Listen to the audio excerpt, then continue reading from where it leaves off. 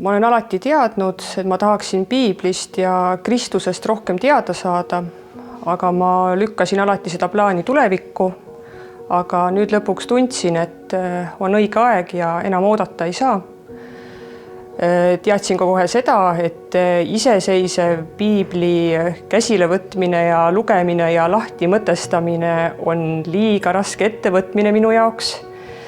See on liiga suur väljakutse, ma vajan selleks abi ja siis avastasin internetist, et on olemas siuke asi nagu piiblikool Tartus. Ja sügisel otsustasingi piiblikooli minna ja nüüd on juba kevad käes.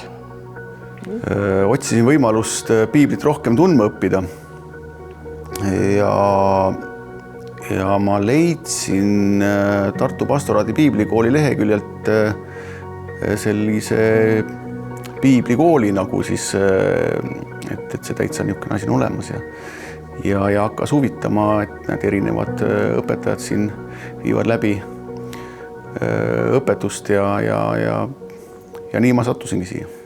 Olen õppinud piiblit tundma rohkem nii vanad kui Uut Testamenti. Ja siin on võimalik ka küsida küsimusi, et kui midagi jääb arusaamatuks või segaseks, et selles suhtes on väga hea, et see on ikka hariv ja edasi viiv. Kõige suurem kasu, mis ma piiblikoolist sain, on see, et ma nüüd leidsin lõpuks üles tõelise õige Jumala kõigi nende eneseabiraamatute ja erinevate vaimsuste kõrval, et nüüd ma lõpuks leidsin, mis see õige tee on. Piiblikoolist on olnud väga palju kasu, et paljud küsimused on saanud vastuse. Mulle väga on ka meeldinud need erinevad õpetajad ja lektorid, kes siin on rääkinud, et kõik räägivad väga erinevalt ja huvitavatest vaatenurkadest avavad seda piiblit meile, et mõni lektor keskendub rohkem sellele kultuurilisele ja ajaloolisele taustale ja mõni teine jälle keskendub rohkem sellele moraalsele poolele ja õpetuslikule küljele.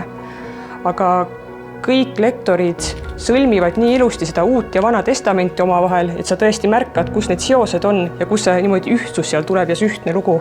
Et Vana Testament, kuidas ta viib selle Kristuseni ja edasi.